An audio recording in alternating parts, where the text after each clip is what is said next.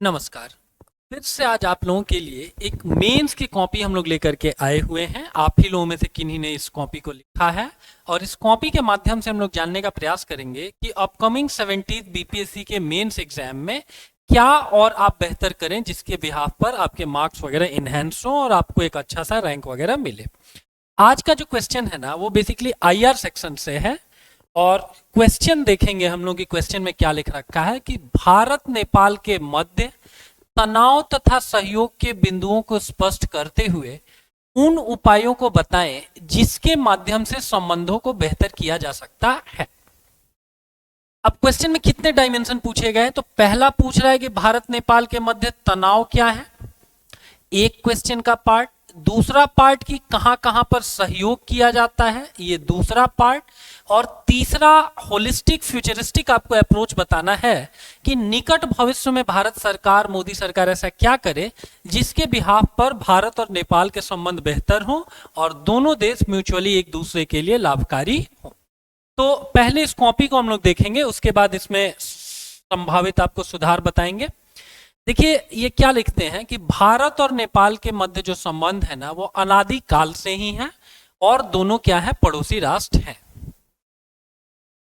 इसके साथ ही दोनों राष्ट्रों की धार्मिक संस्कृति, देखिए यहां पे सांस्कृतिक आपको लिखना चाहिए या संस्कृति संभवतः लिखना चाहिए, यहां पर आपने एक स्पेलिंग मिस्टेक कर रखा है, ना हो तो ज्यादा बेहतर है।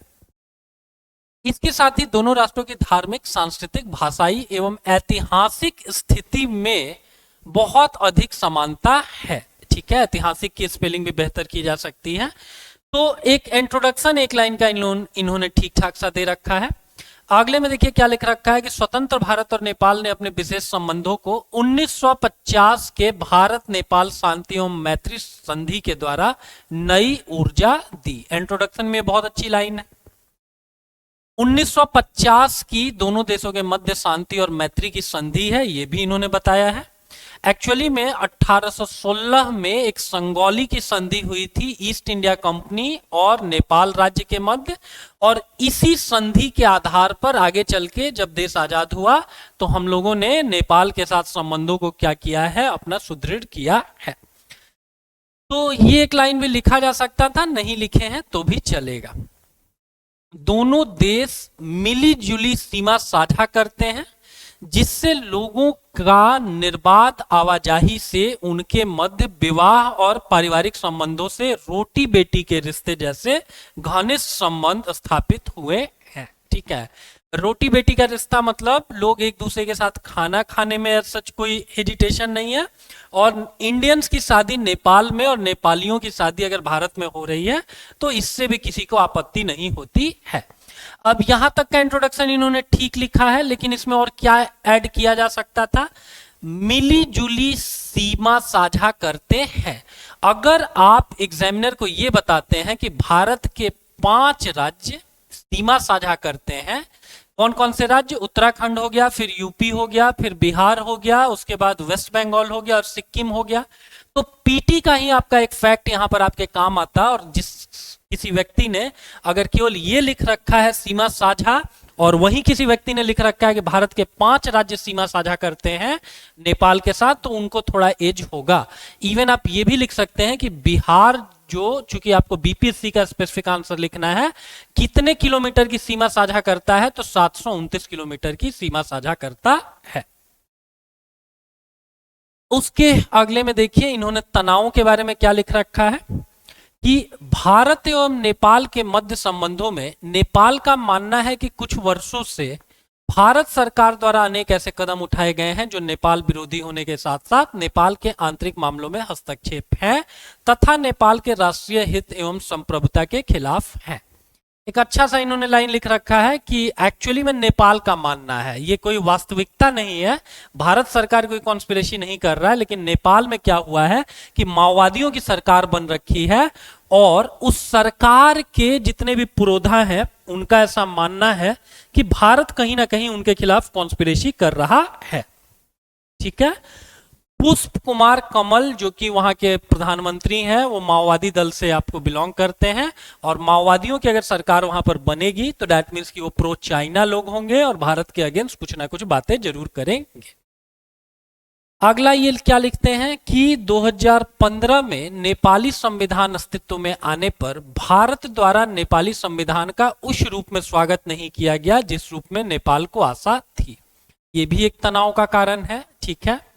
उसके अगले में 2015 में नागरिकता को लेकर मधेशियों द्वारा चलाए गए आंदोलनों के समर्थन में भारत सरकार द्वारा नेपाल की आर्थिक घेराबंदी की गई थी। और बड़ी खूबसूरती से इन्होंने लिखा है कि नेपाल का मानना है, ऐसा आप लोगों को आंसर में नहीं लिख देना है कि एक्चुअली में ऐसा हुआ था। नेपाल को ऐसा लगता था कि भारत सरकार उनके खिलाफ कॉन्स्पिरेसी कर रहा है, जबकि वास्तविकता में इसका कुछ भी ऐसा लेना देना नहीं था। हुआ ये था कि मधेसी लोग जो है ना, वो हिमालय के तराई इलाकों में आपको निवास करते हैं और इन्हीं लोगों का रोटी बेटी का रिश्ता है भारतीयों के साथ। तो जब माओवादियों की वहां पर सरकार बनती है ना, तो जब राज्यों का पुनर्गठन किया जाता है तो एक तो तरीका ये हो गया कि तराई क्षेत्रों को लेकर के आप एक राज्य बना दो। इसके आधार पर क्या होता है कि मधेशियों का पॉपुलेशन या उनका डोमिनेंस एक राज्य में बढ़ जाता, और मधेसी लोग प्रो इंडिया हैं। इस चीज को काउंटर करने के लिए वहां की जो माओवादी सरकार है उसने राज्यों का गठन इस आधार पर नहीं किया, बल्कि नॉर्थ से साउथ करने का प्रयास किया, ताकि जो भी मधेशियों का पॉपुलेशन है वो अन्य अलग अलग राज्यों में आपको बट जाए, ठीक है। उसके अगले में ये लिखते हैं कि 2015 में नेपाल के आंतरिक मुद्दों को लेकर जिनेवा में भारतीय प्रतिनिधिमंडल द्वारा नेपाल में राजनीतिक फेरबदल को प्रभावित करने के लिए मानवाधिकार परिषद के मंच का उपयोग किया गया। ये भी ऐसा सही लाइन है, ठीक है ना। इस चीज के लिए भी अक्यूज किया नेपाली सरकार ने कि ह्यूमन राइट्स को लेकर के भारत क्या कर रहा है कि यूएन में हम लोगों को बदनाम कर रहा है। अगला पॉइंट ये लिखते हैं कि 2017 में चीन की वन बेल्ट वन रोड में नेपाल के शामिल होने पर भारत द्वारा नेपाल पर इसमें शामिल न होने का दबाव डाला गया। एक चाइना ने अपने पुराने सिल्क रूट को फिर से रिक्लेम करते हुए एक उनका प्रोजेक्ट आया जिसको बोला जाता है one belt one road initiative, और नेपाल जो कि हमारा आर्थिक सहयोगी पारंपरिक रूप से रहा हुआ है वो इस इनिशिएटिव में शामिल हुआ, तो इसके कारण भी दोनों देशों के संबंधों में तनाव आया। उसके अगले में 2019 में भारत द्वारा जम्मू और कश्मीर तथा लद्दाख को केंद्र शासित प्रदेश के रूप में दर्शाने वाले मानचित्र में काला पानी को भी भारतीय क्षेत्र के रूप में दर्शाया गया, और इन जगहों को नेपाल क्लेम कर रहा था अपने मैप में। उसके अतिरिक्त एक छोटा सा विवाद और क्या हुआ था कि भारतीय फिल्मों में नेपाली महिलाओं को लेकर के आपत्तिजनक टिप्पणी से भी नेपाल में नाराजगी व्याप्त है। तो मोटे तौर पर इन्होंने क्या किया है कि ये कुछ कुछ पॉइंट इन्होंने बता रखे हैं और ये पॉइंट वैलिड है, इसी प्रकार से आप भी आंसर लिख सकते हैं। ये आंसर का एक एस्पेक्ट हुआ। अगले एस्पेक्ट में देखते हैं कि और कौन सी बातें इन्होंने आंसर में लिख रखी है। इसी को आगे इंक्लूड करते हुए लिखते हैं कि भारत के साथ सीमा विवाद के बीच 2020 में जो नेपाल के उस समय के प्रधानमंत्री ओली थे, उनके नेतृत्व वाली कैबिनेट ने ऐसा विवाद स्पष्ट नक्शे को मंजूरी दी जिससे 3 भारतीय क्षेत्रों लिपुलेख, काला पानी और लिम्पाधुरिया को नेपाली क्षेत्र में दर्शा दिया गया। इन तीनों प्लेसेस को नेपाल ने अपने मैप में क्लेम किया और भारत सरकार से आग्रह किया कि इन तीनों जगहों के ऊपर से भारत सरकार हट जाए, और ये भी आपको आंसर में जरूर से जरूर इंक्लूड करना चाहिए, ठीक है।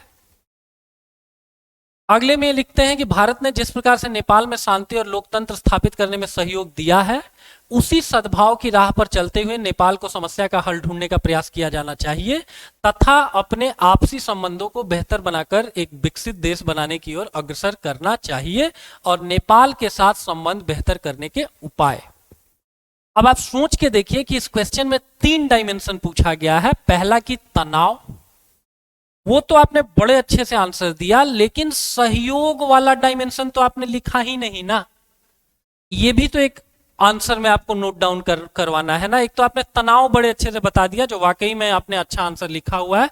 सहयोग वाले एस्पेक्ट को आपने कंप्लीटली छोड़ दिया और फिर आप सीधे संबंधों को बेहतर करने वाली कार्य पद्धति पर आ गए। अब सहयोग के बारे में आप क्या लिख सकते हैं, एक बार सोच करके देखिए। सहयोग कहां कहां पर भारत सरकार और नेपाल सरकार के मध्य होता है? तो हमारा जो बाइलेटरल रिलेशन है ना, वो लगभग 10 अरब डॉलर का है सालाना। ये चीज आपको आंसर में लिखना चाहिए था, जो आपने नहीं लिखा। इसके अतिरिक्त गोरखा और शेरपा, जो गोरखा लोग होते हैं वो अच्छे सिपाही होते हैं, और जो शेरपा लोग होते हैं वो अच्छे पर्वतारोही होते हैं। इन दोनों प्रकार के नेपाली नागरिकों को बिना अपनी नागरिकता को छोड़े भारत सरकार सीधे भारतीय सेना में शामिल करती है, तो ये भी आपको आंसर में लिखना चाहिए था। इसके अतिरिक्त नेपाल में बहुत सारी आपको hydro electric power plant projects को भारत सरकार या तो फंड करता है या तो टेक्नोलॉजिकल सपोर्ट वगैरह देता है। जैसे सप्तकोशी परियोजना आप लिख सकते थे, पंचेश्वर परियोजना आप लिख सकते हैं, नाउमुरे परियोजना आप लिख सकते हैं। इन सारे हाइड्रो इलेक्ट्रिक प्लांट्स को भारत सरकार क्या करता है कि आर्थिक सहायता भी देता है और टेक्नोलॉजिकल भी आपको गाइडेंस प्रोवाइड करवाता है। इसके अतिरिक्त नेपाल का एक लौता औद्योगिक क्षेत्र है विराटनगर, और इसकी स्थापना भी भारत सरकार के सहयोग से ही हुई है। ये भी आपको आंसर में लिखना चाहिए। इसके अतिरिक्त यूनाइटेड नेशंस में तो हम लोग एक दूसरे की मदद करते ही करते हैं, कुछ हमारे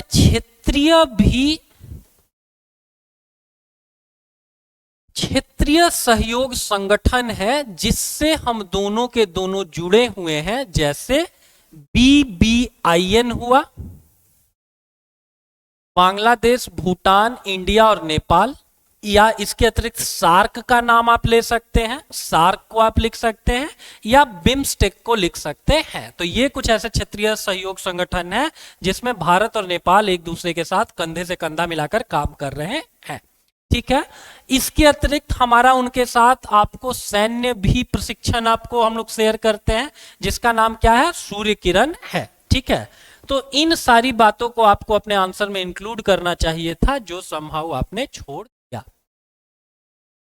अब सीधे आपने लिख रखा है कि नेपाल के साथ संबंध बेहतर करने के लिए क्या किया जाए, तो भारत द्वारा नेपाल में चलाई जा रही परियोजनाओं को समय पर पूरा किया जाए। बहुत अच्छी चीज है, बिकॉज चाइना कहीं ना इस एक मामले में हमारे ऊपर एज ले जाता है। जहां पर भी एक ही समय पर अगर किसी देश में हम किसी परियोजना का संचालन शुरू करते हैं और वहीं दूसरी ओर नेपाल किसी परियोजना और दूसरी तरफ चीन किसी योजना का संचालन शुरू करता है, तो समहाउ वो लोग हमसे ज्यादा टाइमली उस चीज को कंप्लीट कर देते हैं। तो यही चीज अगर हम लोग भी करना शुरू कर देना तो चीजें ज्यादा बेहतर हो जाएंगी। गुजरात डॉक्ट्रिन की राह पर चलते हुए नेपाल को समय समय पर सहायता प्रदान की जाए। गुजरात डॉक्ट्रिन कहता है ना कि भारत एक ऐसा बड़ा देश है जो अपने पड़ोसियों के साथ ऐसे संबंध बनाए ना, बिना किसी प्रतिफल की आशा के संबंध बनाए, क्योंकि हमारे जो छोटे पड़ोसी देश हैं वो हमारे बिग ब्रदर सिंड्रोम से कहीं ना कहीं प्रभावित रहते हैं। तो भारत को पड़ोसियों की मदद करनी चाहिए ये सोच करके कि उनकी मदद करनी है, न कि ये सोच करके कि बदले में हमको क्या मिले। इसके अतिरिक्त नेपाल के साथ कनेक्टिविटी, विकास एवं अन्य आर्थिक परियोजनाओं को बढ़ावा दिया जाए। ये बहुत एक कॉमन सी लाइन है, आप कहीं पे भी लिख सकते हैं। सांस्कृतिक संबंधों को बढ़ाने हेतु सांस्कृतिक कूटनीति को बढ़ावा दिया जाए। जैसे सिस्टर आपको सिटीज परियोजना एक भारत सरकार ने लाई है, जिसमें वाराणसी जैसे भारतीय शहरों को काठमांडू जैसे शहरों के साथ आपको कनेक्ट किया जा रहा है। इसके अतिरिक्त नेपाल में भारत विरोधी भावनाओं को कम करने हेतु ट्रैक 2 कूटनीति और पीपुल टू पीपुल संपर्क को बढ़ाया जाए। ट्रैक 2 डिप्लोमेसी मतलब ये होता है कि आपको जो लोग हैं उनको आपस में इंटरेक्ट करने दिया जाए। अगर भारत के सारे लोग नेपाल के बारे में अच्छा सोचते हैं तो कि लोगों द्वारा इस सरकार का गठन किया जाता है। तो अगर भारत सरकार के सारे लोग अच्छा सोचेंगे नेपाल के बारे में, या नेपाल के सारे लोग अच्छा सोचेंगे भारत के बारे में, तो ऑटोमेटिकली दोनों देशों के मध्य जो संबंध है वो बेहतर हो जाएंगे। नेपाल के साथ व्यापार घाटे को कम करने के लिए जल विद्युत परियोजनाओं को समय पर पूरा किया जाए। ये भी एक इशू है। नेपाल बोलता है ना कि ठीक है, लगभग 10 अरब डॉलर का हमारा बायलैटरल ईयरली आपको एनुअल ट्रेड है। हाउएवर इसमें से ज्यादातर चीजें हम क्या करते हैं कि निर्यात करते हैं, बदले में नेपाल के पास कोई ऐसा खास प्रोडक्ट नहीं है जो कि हम लोग खरीदें, जिसके कारण व्यापार घाटा बढ़ता जा रहा है। लेकिन अगर उनके जल विद्युत परियोजनाओं को अगर हम लोगों ने समय पर पूरा कर दिया ना, तो इसके बिहाफ पर क्या होगा कि हम लोग भी उनसे बिजली खरीदेंगे और तब वो लोग भी वास्तव में हम लोगों को कुछ ना कुछ निर्यात कर रहे होंगे। एक इंटरेस्टिंग फैक्ट ये है कि 0.28 से 0.45% तक ही वहां जो कुल जल विद्युत उत्पादन की क्षमता है, उस क्षमता के मात्र 0.28 से लेकर के 0.45% तक को ही हम लोग अभी तक टैप कर पाए हैं। तो यही थोड़ा आंसर में डेटा वेटा डाल देंगे तो और बेहतर हो पाएगा कि असंख्य मात्रा में हम लोग क्या कर सकते हैं ना कि वहां पर जल विद्युत का निर्माण कर सकते हैं, उसके मात्र एक छोटे हिस्से को हम लोग अभी तक टैप कर पाए हैं। निष्कर्ष में इन्होंने क्या लिखा है कि भारत के को लोगों से लोगों के जुड़ाव, नौकरशाही जुड़ाव के साथ साथ राजनीतिक बातचीत के मामले में नेपाल के साथ अधिक सक्रिय रूप से जुड़ना चाहिए एवं भारत को नेपाल के आंतरिक मामलों से दूर रहने की नीति बनाए रखनी चाहिए। इस बीच भारत को मित्रता की भावना से राष्ट्र को और अधिक समावेशी बयानबाजी की ओर ले जाना चाहिए। ठीक है, अब ये समावेशी बयानबाजी को एक बड़ा अच्छा सा लाइन आपने नहीं लिखा है, इस शब्द से बचा जा सकता था। और इस कंक्लूजन में भी ये चीज उभर करके सामने आ रहा है कि भारत और ऐसा क्या करे जिसके बिहाफ पर हमारी चीजें और उनके साथ बेहतर हो। तो ये एक कॉपी था जिसमें जो भी डायमेंशन हम आपको बताएं उनको ऐड करेंगे तो आपका आंसर और बेहतर होगा। और ये भी चीज ध्यान में रखेंगे कि ये अगर ये 38 मार्क्स का क्वेश्चन पूछा गया है ना, तो इस कॉपी में आपने मात्र 1, 2 और 3 पन्ने का ही आंसर लिखा है, जबकि वहां पर आपसे 5 या 6 पन्ने का आंसर एक्सपेक्टेड है। तो जितनी चीजें हम आपको बताएं, शेरपा गोरखा लिख देंगे, इंट्रोडक्शन में सुंगौली की संधि लिख देंगे, या विराट नगर औद्योगिक क्षेत्र के बारे में लिख देंगे, या एक विवाद में अगर ये लिख देंगे कि वहां पर माओवादियों का क्या है कि वहां पर वर्चस्व है, जिसके कारण वहां की सरकार नेचुरली इंक्लाइंड होते जा रही है चाइना की तरफ, प्रो चाइना होते जा रही है। या कनेक्टिविटी में सहयोग में ये भी लिख सकते हैं कि भारत और नेपाल दोनों के मध्य एक जो सांस्कृतिक सूत्र है ना, वो बौद्ध धर्म और हिंदू धर्म है। हिंदू धर्म में लेट से कि पशुपति, आपको वहां पर एक प्रसिद्ध शिव जी का टेम्पल है। तो इन सारी चीजों को ही आप अगर अपने आंसर में इंक्लूड कर देंगे तो 3 पन्ने के आंसर को बहुत इजीली 5, 5.5 पन्ने का आंसर किया जा सकता है। ठीक है, तो ये एक आंसर था जिसमें हम लोगों ने कुछ कुछ कमियों को देखा, और उन कमियों को अगर आप दूर करेंगे, थोड़ा अच्छा डेटा वेटा अगर डाल देंगे, जैसे वो 0.28 से 0.45% वाला डेटा हम बताएं, या जो द्विपक्षीय व्यापार है वो एज इट इज 9.82 अरब डॉलर है, लेकिन इसको लेट से लगभग 10 अरब डॉलर भी आप लिखेंगे तो चीजें आपके लिए बेहतर होंगी। ठीक है ना, तो कुछ ऐसे ही अगर आप अपने आंसर में डेटा वगैरह को लिखेंगे, जैसे बिहार के साथ ही हम बताएंगे 729 किलोमीटर की सीमा, या एक और मेजर एस्पेक्ट आपने छोड़ा हुआ है कि नेपाल हमारे लिए ना हमारी स्वयं की सुरक्षा के लिए भी बहुत इंपॉर्टेंट है, बिकॉज वो बफर स्टेट के तौर पर काम करता है भारत और चाइना जैसे 2 बड़े राष्ट्रों के मध्य। ठीक है, इन्हीं सारी चीजों को लिखेंगे, BBIN को लिख देंगे, बिम्स्टेक लिख देंगे, सार्क वगैरह लिख देंगे, तो आपका यही 2.5-3 पन्ने का जो आंसर है वो एक फुल फ्लेज 5 पन्ने के आंसर में आपको कन्वर्ट हो जाएगा। ठीक है, तो मिलते हैं ऐसे ही मेंस के किसी और आंसर को लेकर।